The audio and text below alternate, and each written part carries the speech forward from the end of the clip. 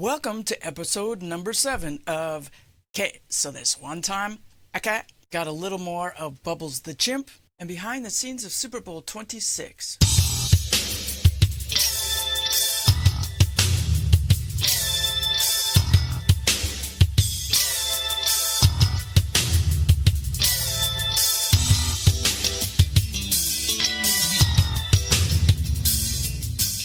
They call it Story Monday. In one of the previous episodes, I talked about how Michael Jackson's chimp Bubbles came with us to Japan, and I have since found footage of some of the antics I spoke about. The trainer asked him what he thought of Michael Jackson's music.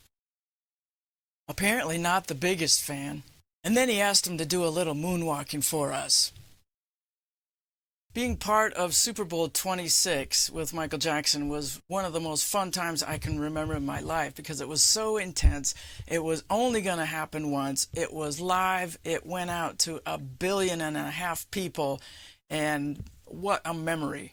There were so many things that happened that I had no idea were going to happen. Didn't get the memo, like Michael jumping out of the scoreboards, or at least the impersonators jumping out. I didn't know that he had recorded that stuff in advance, and the impersonators were jumping out in a poof of smoke, and then the other side of the stadium, another impersonator jumped out. It was a crazy, kind of a sci-fi beginning to the whole thing.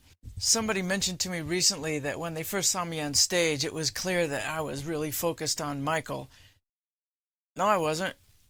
I was looking at the scoreboards because I had no idea that stuff was going to happen. I didn't know that all these cards that turned into graphics were going to happen at a specified time. I'm just looking out, seeing all these surprises. And I didn't know the kids were going to rush the stage. It seems kind of dangerous having that many people around Michael Jackson. The security guards could never have stopped it if anything went wrong. We were all compartmentalized, where the band knew what we were going to do. We worked on the music, and once we got to the show, everybody else had worked on their parts, and when it all came together, that's the first time I knew what the whole show was going to look like as it was happening. And then Michael was on the stage, popped out of the toaster, they call it, and then he just stood there for quite a while.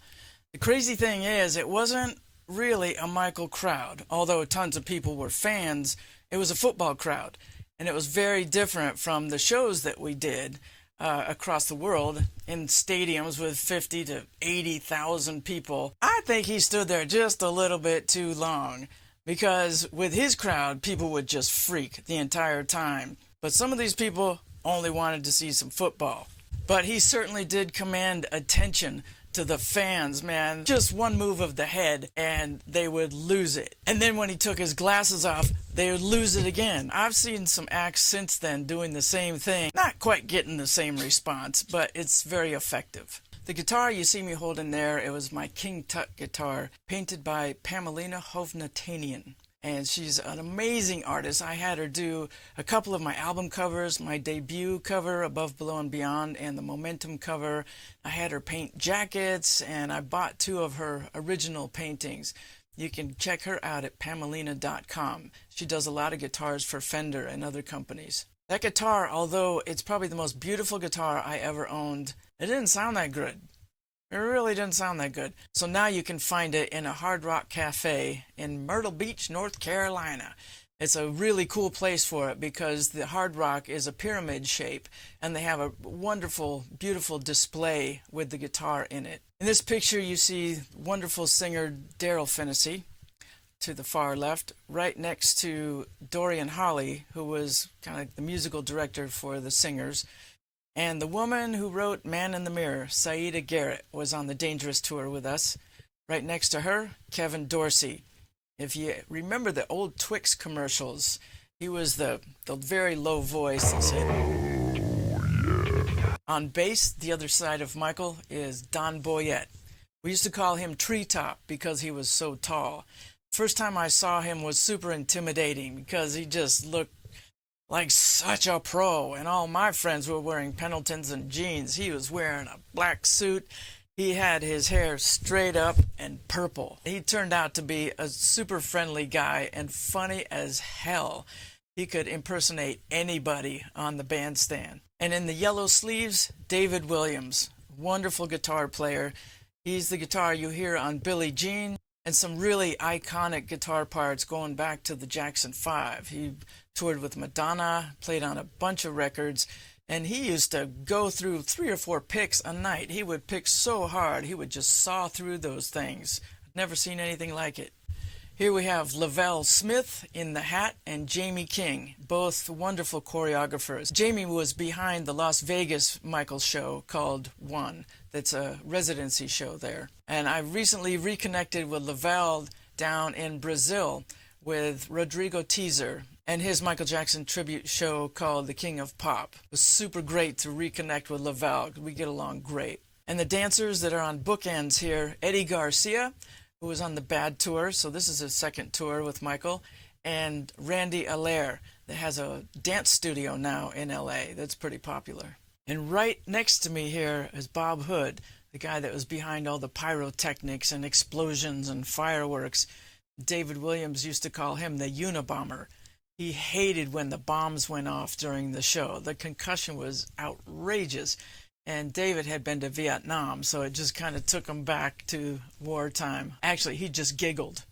That's how he took care of his anxiety about it, was just to giggle. Right above my left shoulder in blue is Brad Buxer, keyboard player. And just to the right of the cameraman, Ricky Lawson, one of my favorite people on the tour, one of the kindest gentlemen you would ever want to know.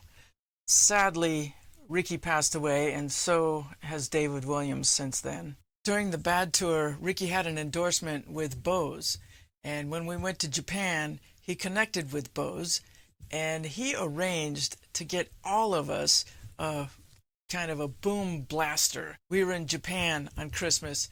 He came and knocked on each of our doors in the morning, and as soon as we opened the door, he'd take the ghetto blaster and just hand it to us and say, "Merry Christmas," and then he'd run away. Amazing dude. Doing the Super Bowl was the only time I really felt like Michael was nervous. He was a little bit scatterbrained, and can you imagine the pressure?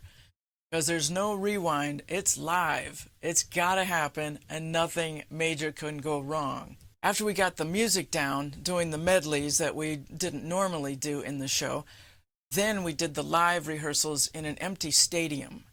There was a couple of guys that had each part of the stage. There might have been 5 or 6 parts of the stage that were on wheels, and somebody would say, "Go!" and they would haul ass and take their parts to the middle of the field. They'd connect all the pieces of the stage together, and then the band would jump on and get going. I headbanged so hard here, my neck hurt for the next week.